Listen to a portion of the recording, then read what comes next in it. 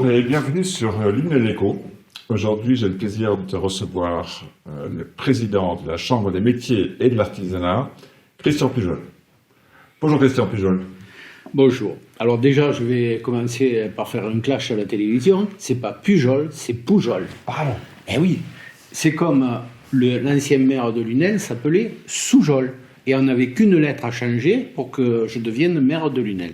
Mais ça, ce sera après le 15 janvier que je ferai une déclaration. Pas avant. D'accord. C'est dit. C'est dit, c'est fait. Alors avant de parler de l'actualité de la CMA, quel est son rôle ici sur Lunel? Ici sur Lunel, le rôle il est assez important puisque c'est 1464 artisans répertoriés sur Lunel. C'est un gros foyer d'artisanat, Lunel. Bon, si vous allez par là, Montpellier, c'est 20 000. Enfin, l'agglo, la métropole de Montpellier, c'est 20 000. Mais c'est quand même un gros pôle, l'artisanat sur Lunel. Moi, je suis artisan depuis 1977 sur Lunel, donc quelques années en arrière. Et on retrouve un cœur de vie à Lunel dans le monde économique de l'artisanat avec des choses exceptionnelles que l'on va découvrir. Bon, ça représente 400 métiers, mais c'est tous les métiers de l'artisanat. Comment ça fonctionne? J'arrive pas à m'imaginer le... Dans le monde économique de l'artisanat, vous avez 250 métiers répertoriés. D'accord. Aujourd'hui, les références vont changer parce qu'aujourd'hui, il y a réparateurs d'informatique, tout ça, qui ne sont pas encore rentrés, ou la fibre qui ne sont pas encore rentrés dans l'artisanat, mais ce sont des artisans. Le monde économique de l'artisanat, les services, non pas les services, les artisans, ça va du maréchal ferrant au coiffeur, en passant par le boucher. On croit toujours que le boucher c'est un commerçant. Faux, ce n'est pas un commerçant, c'est un artisan. Sinon, il n'a pas le droit de s'installer comme boucher. Ça fait partie des métiers réglementés. C'est comme le coiffeur, ce sont des métiers qui sont réglementés. Donc, vous n'avez pas la possibilité demain matin d'ouvrir en face de votre boutique métier de coiffeur. Vous pouvez ouvrir barbier et coiffer des gens, mais vous les raserez, vous ne les coifferez pas. Donc c'est globalement, c'est tous les métiers de la main. Je résume juste. En gros, oui, sauf la restauration. Eh oui, eh oui, eh oui. Est-ce que la restauration, elle rentre dans votre champ d'application? Non, pas totalement. La restauration, lors de la création des chambres de métiers en 1925, on a 100 ans aujourd'hui. Vous avez vu? Ça ne se voit pas, hein? Je suis bien, pas un cheveu blanc, rien, c'est nickel. Et faites pas la tête comme ça. Non, mais moi je les ai blancs, donc. Mais 1925, la loi Courtier du 25 juillet 1925 a créé les chambres de métiers. Donc on est dans les 100 ans là, complètement des chambres de métiers. Et quand a été créée cette loi, avant il n'y avait que le commerce qui était représenté. Quand a été créée cette loi, le syndicat de la restauration n'a pas voulu, ils ont voulu rester indépendants, ils ont voulu rester au commerce. Par contre, nous, on a essayé de remédier un petit peu à cette lacune, parce que moi, je ne comprends pas pourquoi tous les métiers de transformation avec les mains et tout sont dans l'artisanat, sauf la restauration. Normalement, la restauration, c'est des mélanges de produits à base de végétaux ou à base de viande, etc. Et là, ça a été mis à côté. Donc, on a monté un diplôme maître artisan restaurateur. Et aujourd'hui, il y a à peu près 40% de maîtres artisans restaurateurs dans le monde économique. Les fast-food n'en font pas partie. C'est bien tous les restaurants qui produisent sur place. Ce sont les restaurants. Ou c'est la transformation? Non. Ce sont les restaurants qui produisent sur place, et ceux qui sont obligés de s'inscrire chez nous, ce sont les restaurants qui font de la vente à domicile. Ceux-là, ils sont obligés de passer par nous. C'est-à-dire tous les traiteurs, les trucs comme ça, ils sont inscrits chez nous. Et ça, c'est une force pour le monde économique de l'artisanat, c'est éviter la malbouffe. Parce qu'il y en a marre dans tout ce monde économique où on bouffe mal, où on est mal coiffé, on est plutôt bien rasé que mal coiffé. Donc, moi, je suis bien rasé. Ça dépend des jours. Ah. Mais, alors, donc là, vous disiez que ça existe depuis les 100 ans. Oui. Quels sont les défis qui vous attendent là, maintenant les grands défis... Parce que le monde change. Hein, voilà. Malheureusement, les gens se plaignent. Ils ont bien raison de se plaindre. Parce que dans ce monde actuel, aujourd'hui, c'est la première fois depuis 40 ans qu'on relève au tribunal de commerce des artisans qui font faillite. 1,7%. Vous allez me dire, c'est que dalle. Sur les 55 000 de l'euro, sur les 2 200 000 entreprises de France, vous allez me dire, c'est que dalle. Mais en attendant, que dalle, c'est 1,7% de défaillance. Avant, il y avait des défaillances. Mais les défaillances qui étaient, le gars, il déposait son bilan complètement, mais il payait ses dettes. Aujourd'hui, on est dans une autre démarche. On est dans la démarche où on dépose le bilan, on a des dettes, on a des frais URSSAF, des arriérés URSSAF, fournisseurs et compagnie, pour ne pas être impacté. Donc c'est un monde qui se renverse, mais moi je considère que le monde économique de l'artisanat que je défends à peu près depuis 50 ans sera l'avenir de notre vie. Il n'y a qu'à voir. Quand il y a eu le Covid, si les artisans n'avaient pas été là, c'était la révolution complète. Le monde, le peuple se serait révolté parce qu'il n'avait plus rien à bouffer. Alors que là, on a été au service, on ne nous reconnaît pas, on ne nous respecte pas. À ce point-là?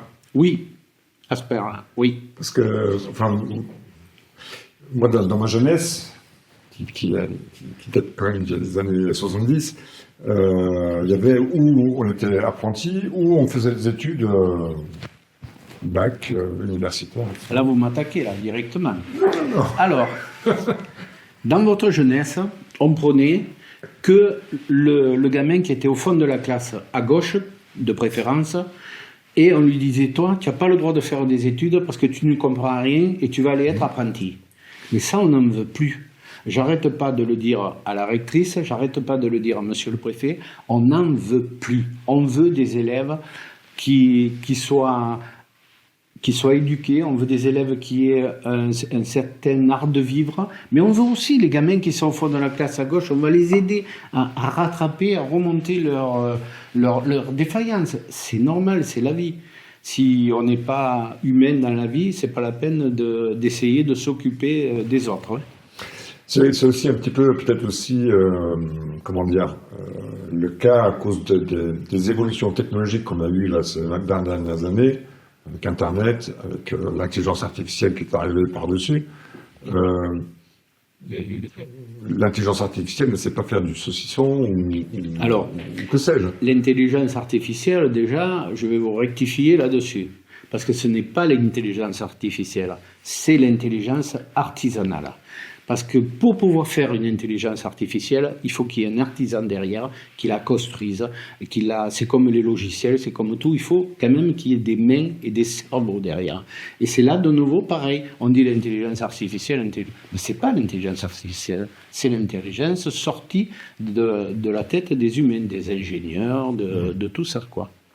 Et tout ça, ça rentre en ligne dans les métiers qui vous concernent quelque part?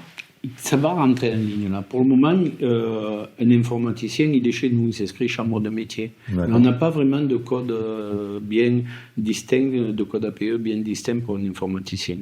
Parce que là, il y en a beaucoup, il y en a toutes sortes. Hein. Moi, j'ai fait toute ma carrière une bonne partie de ma carrière dans l'informatique. Oui. Il y a quand même pas mal de métiers. Hein. Oui, c'est dommage. Parce qu'il y a des sur Lunel, par exemple, vous avez une boîte. Alors, Lunel, c'est un petit peu mon cheval de bataille. Hein. Vous allez le comprendre. Lunel, à une époque, il y avait les tracteurs. Les tracteurs, André. Putain, je bouchais le nom.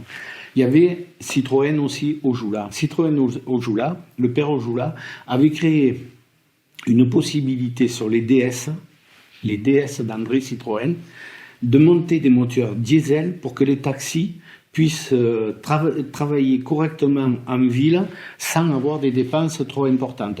Puisque je vous rappelle que c'est 1981 où on a dit il faut absolument acheter.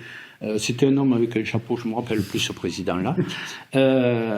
Il a dit il faut absolument acheter des voitures diesel, ça ne pollue pas. Voilà.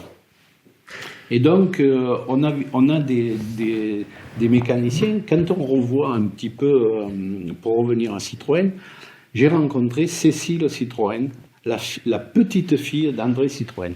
André Citroën, c'était quoi? C'était un inventeur, c'était un mécanicien hors norme, c'était un visionnaire sur les temps à venir et tout. Même s'il y a eu à un moment donné des obligations pour lui de partir dans des constructions qu'il ne souhaitait sûrement pas. Et on retrouve Berlier, on retrouve Michelin, on retrouve des grandes marques comme ça qui sont vraiment le cœur de l'artisanat et qu'on a oublié et qu'on croit toujours que c'est des grandes boîtes. Aujourd'hui, dans l'artisanat, vous avez le droit de vous installer artisan si vous avez moins de 250 salariés. Par contre, oui monsieur, une boîte artisanale de moins de 250 salariés. Par contre, si vous avez plus de 250 salariés et que vous voulez vous installer, vous êtes obligé de vous installer dans une autre chambre consulaire. Donc vous ne pouvez pas vous installer dans la chambre de l'artisanat. Pour revenir à Lunel, les tracteurs blancs, voilà, ça y est, j'ai retrouvé le nom, les tracteurs blancs, ils fabriquaient des tracteurs après-guerre pour pouvoir aider les agriculteurs. Moi, je dis toujours, l'agriculture et la mécanique, l'artisanat, on est ensemble. Je le dis souvent à Jérôme Despé, je lui dis, Jérôme, les deux mamelles de la France, c'est agriculture et artisanat. Et on a des liens communs, parce qu'on sait faire, on travaille de nos mains, et on ne nous respecte pas, que ce soit eux ou nous. Là, c'est clair. Regarde les mouvements qu'il y a à l'heure actuelle, je suis tout à fait avec eux. Alors pour l'artisanat local, quels sont les défis en fait sur Lunel Lunel-Éco, c'est plutôt Lunel, le pays de Lunel, enfin l'agglo, voire un petit peu autour, mais quels sont les défis pour les...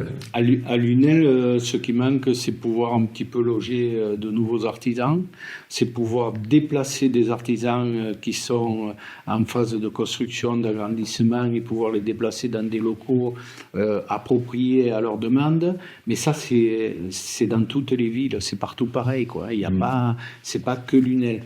Mais Lunel a cette chance-là, c'est que n'ayant pas eu de zone artisanale ou commerciale bien déterminée, eh bien, il va pouvoir s'en faire une, concrètement. Et il manque aussi à Lunel de la formation pour nos jeunes.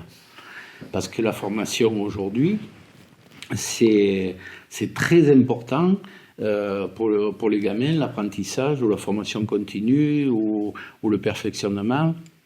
C'est très important pour que l'on puisse avoir des gens de qualité. On a besoin de gens de qualité dans l'artisanat. On n'a pas besoin de gens qui mettent deux clous dans une porte. C'est pas intéressant. C'est pas intéressant pour le savoir-faire, pour la valeur ajoutée, pour plein de choses comme ça. Pas valorisant pour la personne qui le fait. Et c'est pas valorisant non plus pour la personne qui le fait. C'est dommage. Alors que quand on est dans un métier de l'artisanat, il faut pas compter ses heures. Quand on est dans un métier de l'artisanat, on sait pertinemment que quand on travaille et quand on fait plaisir à un client, on est accueilli vraiment à bras ouverts. Moi, je sais que j'ai beaucoup de clients qui me disent « Ah, c'est vous qui m'avez fait encore, là, quand on traite dans les c'est vous qui m'avez fait moi, le travail chez moi. » Le territoire il est marqué quand même par une forte croissance ces dernières années. En termes d'habitants? En termes d'habitants, oui, on a une forte croissance. Donc, ça veut dire qu'on a la place pour un artisanat local qui soit bien structuré. Aujourd'hui, je vais parler des absents, tant pis.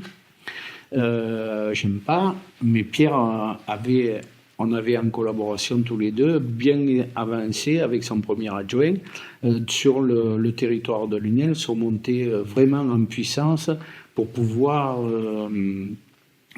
apporter à cette ville un renouveau. Parce que, quand même, j'ai défendu l'artisanat en 91 auprès du ministre de l'Artisanat, Pierre Bérégovoy. C'est l'époque, hein. Eh oui, Oui. Pierre Bérégovoy.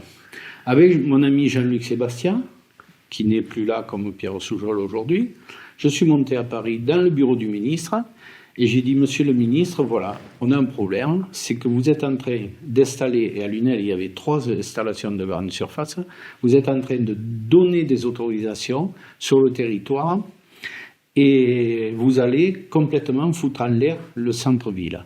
À Lunel, à l'époque, il y avait 650 artisans, commerçants qui adhéraient à l'association. Ici, dans le centre-ville. Non, Enfin, dans le... en globalité, Ah ouais. à Lunel. Et Lunel, c'est pas que le centre-ville. Hein. Oui, non, c'est vrai.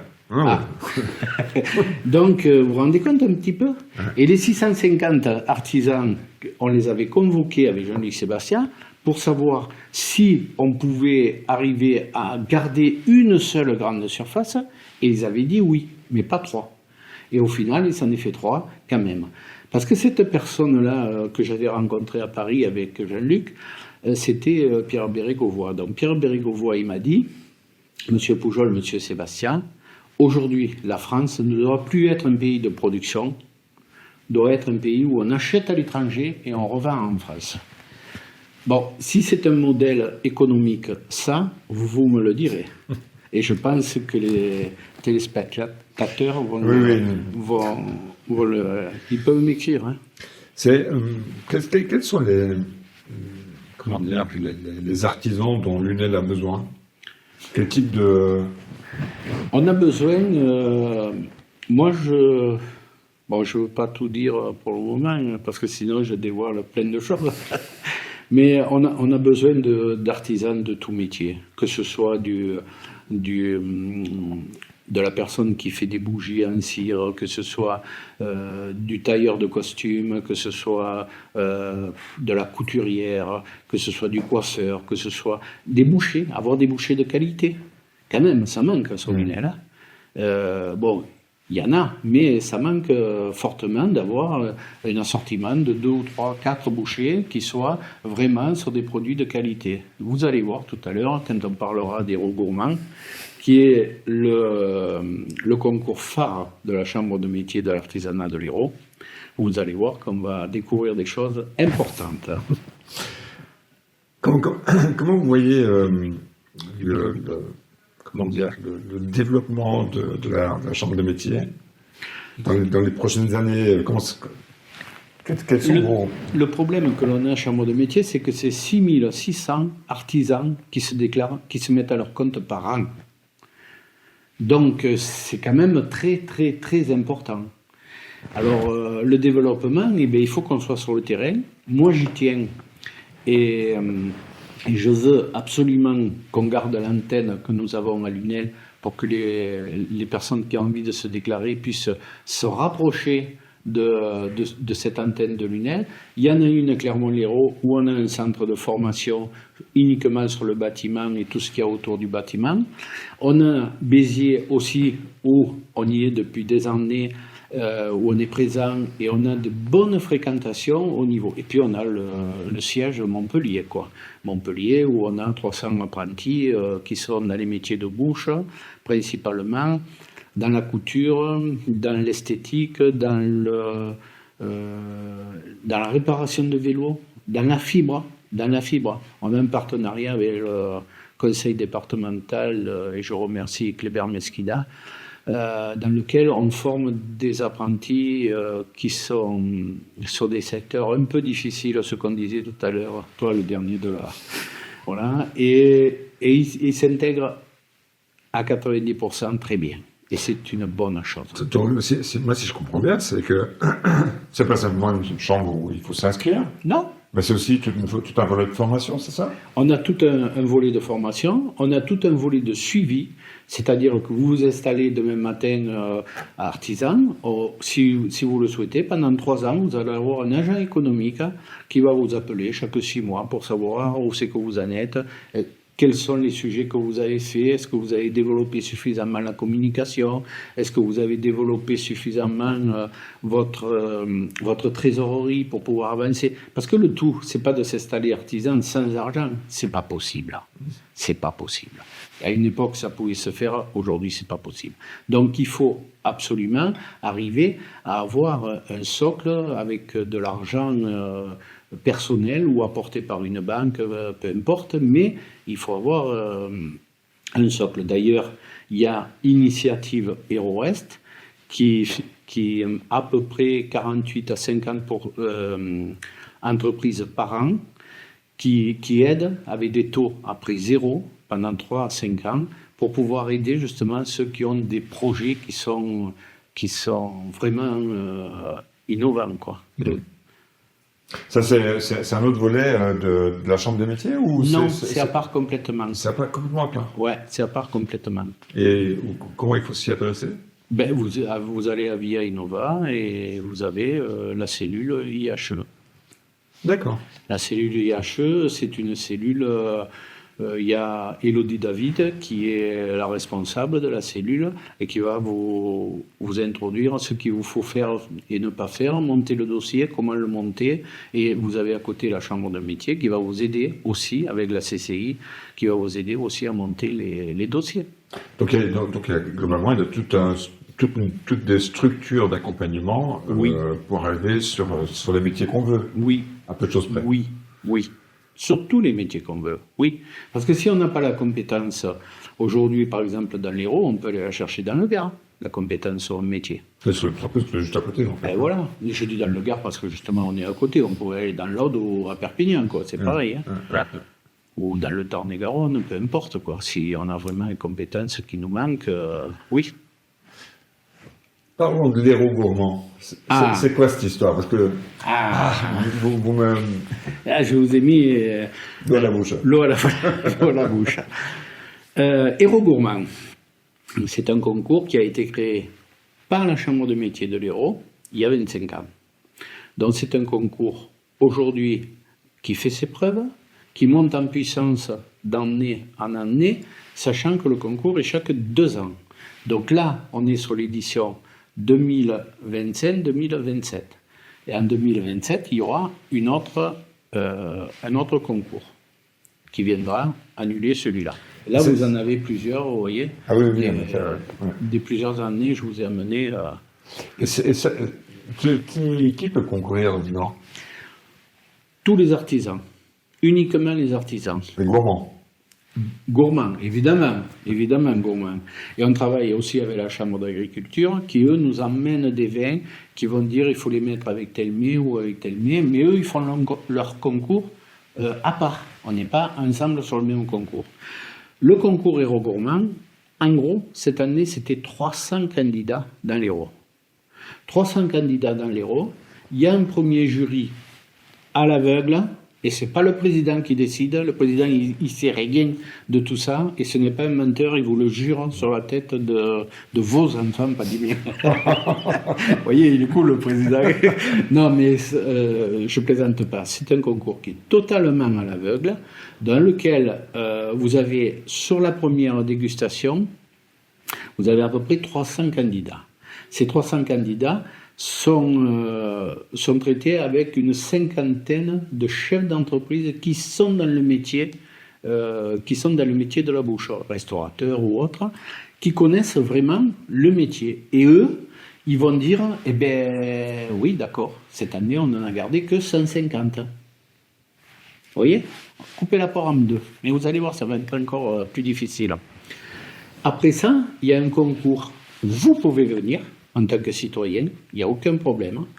C'est un concours qui se fait à l'aveugle, toujours. Vous ne savez pas d'où sort le produit, dans lequel j'essaie chaque année de mettre un chef. Cette année, c'était, comment il s'appelle, Mathieu Delozin. J'ai eu Gilles Goujon comme chef. On a eu les frères Pourcel il y a des années. On a eu Charles, la réserve Rainbow à Montpellier, Charles Fontes. Vous voyez, moi j'essaie toujours de mettre un chef étoilé, si c'est possible, dans le concours. Et c'est lui qui va régler un petit peu les pendules, si vous préférez. Qui va dire, attention, là, par exemple, Mathieu Delozin, il a dit, vous avez, il faut absolument que vous, à mon avis, que vous modifiez ça lors du prochain concours, des choses. On aime bien avoir tout ça qui s'améliore d'une année sur l'autre. Voilà. Et ce concours, donc, sur Lunel, combien on en a eu cette année? 2, je crois. 2 sur Lunel. Mais là, il va falloir que je sorte mes lunettes. C'est pas grave. C'est vrai? Ça ne fera pas de reflet dans la... Bon. Et donc, on en a eu 2. On a eu l'Estambocal qui se trouve sur la zone des Fournelles. Elle a un concept un petit peu particulier dans lequel elle fait des repas pour le midi dans des récipients en verre qui sont consignés, donc qui sont. Mais on traite pas là-dessus, hein. On traite sur le goût. Hein. On traite pas. C'est un autre concours qu'il y a quand on fait des filières de recyclage, des trucs comme ça. C'est un autre concours qu'on a. Et on a eu à Saint-Géniès-des-Mourgues un qui nous a fait la gardienne.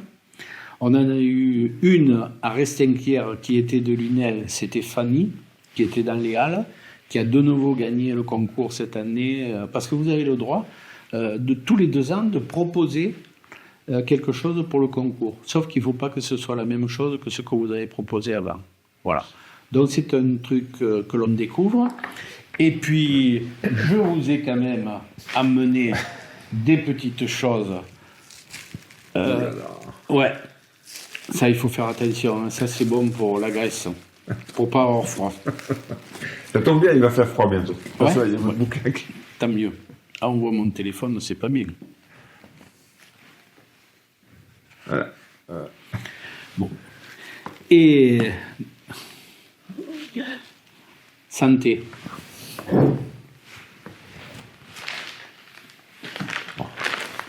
Hein? Ça fait du bien, hein? Qu'est-ce que vous me sortez, là? Regardez. De la saucisse sèche.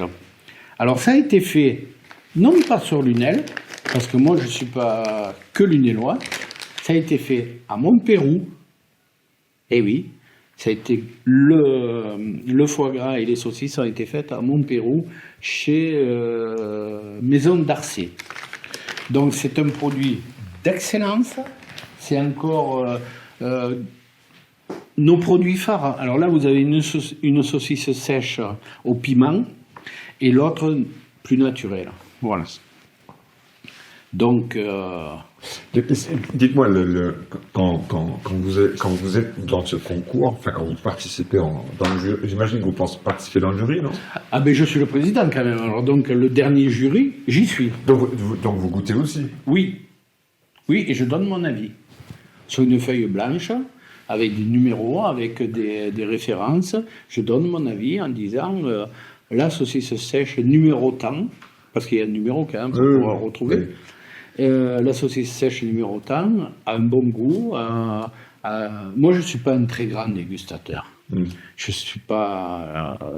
J'aime ce qui est bon, mais c'est tout. Ma femme a un très, très, très bon goût. Elle sait déterminer les choses qui sont vraiment bonnes et tout. Elle est exceptionnelle. Voilà. Bon, il ne faut pas trop le dire, ça. Et donc, ce concours, qui l'a gagné alors? Là, mais on a eu 70 personnes qui l'ont gagné. Donc ces 70 personnes sont en réalité avec ce guide. Alors, ils sont mis en valeur, c'est ça? Regardez, sur tout le département. Ah oui. Alors, il y en a qui en ont 2 concours. Oui. Donc, vous avez un trophée à la fin, un trophée qui ressemble à des choses que l'on connaît naturellement, mais ce n'est pas vrai. Ce trophée, c'est un mouvement. C'est pour dire l'artisanat Ça démarre là. Et à mesure ça monte en puissance, et on devient des grandes entreprises de l'artisanat. Donc, vous voyez, cette année, il y a Jérôme Despé aussi, le président de la Chambre d'agriculture, Mathieu Delozin et M. Poujol Christian. Il faut bien qu'il fasse sa pub un peu. Et vous voyez, on a des pains, on a des baguettes, on a des... Il faut vraiment le consulter. Alors, ce concours, on fait 70 000 exemplaires de mémoire, oui. C'est distribué dès que le concours est annoncé, qu'il y a la réception à la Chambre de métier dans laquelle on dévoile les gagnants. Le dimanche qui suit, c'est distribué dans Midi Libre, en encarté, avec TV Magazine dans tout le département. Je rappelle, la Chambre de métier de l'artisanat de l'Hérault, c'est l'Hérault. Oui. C'est pas Lunel uniquement, même si Lunel, c'est la capitale. Écoutez, Christian Poujol, qu'est-ce qu'on pourrait dire aux Téléspectateurs. Téléspectateurs de Lunel et de ses environs, jusqu'à Montpellier, jusqu'à Perpignan s'il faut. Qu'est-ce qu'on pourrait leur souhaiter? Parce que là, on arrive sur les fêtes de fin d'année. Procurez-vous le guide Hérault Gourmand. Allez sur le site de la Chambre de métier pour le trouver en dématérialisé. Allez voir les artisans et les artisanes qui ont créé, qui ont construit, qui ont fabriqué ce produit qui est exceptionnel. Là, on est vraiment sur du très haut de gamme. Quand on voit le dernier président d'honneur, Mathieu Delozin, qui le met dans son restaurant, qui met des produits dans son restaurant, quand on voit Gilles Goujon, avec tout ce qu'on sait qu'il a subi cet été. Alors Gilles Goujon, il a fait partie je précise, il a fait partie des présidents d'honneur, parce qu'il avait ouvert un restaurant à Montpellier, c'est un restaurant à Béziers, pas à Montpellier, je me suis trompé. À Béziers, c'est un restaurant de poissons, derrière, juste à côté du théâtre de Béziers. Oui. Et c'est pour ça qu'il a fait partie, parce que là c'est pareil, j'essaie aussi toujours de garder des artisans ou des chefs de l'Hérault, et non pas... Et moi je ne veux pas mettre en avant, je le dis bien, je ne veux pas mettre en avant des chefs du centre de Montpellier, parce que c'est le département que je dois couvrir. Et je crois que là-dessus, j'ai le même raisonnement, la même façon de réfléchir que le président du département. C'est vraiment le département, c'est le département. C'est pas... D'ailleurs, on le voit très bien sur vos réseaux sociaux. On vous voit bouger d'un côté du département à l'autre, tout le temps. Voilà. Et les artisans qui disent il n'est pas venu me voir, ben oui, il n'est pas venu me voir, ça peut arriver. Hein. 55 000, j'en ai rencontré déjà 2000 depuis le début de mon premier mandat 2016. Et je trouve que je suis sur le terrain, j'y vais, je travaille. Donc ceux qui sont...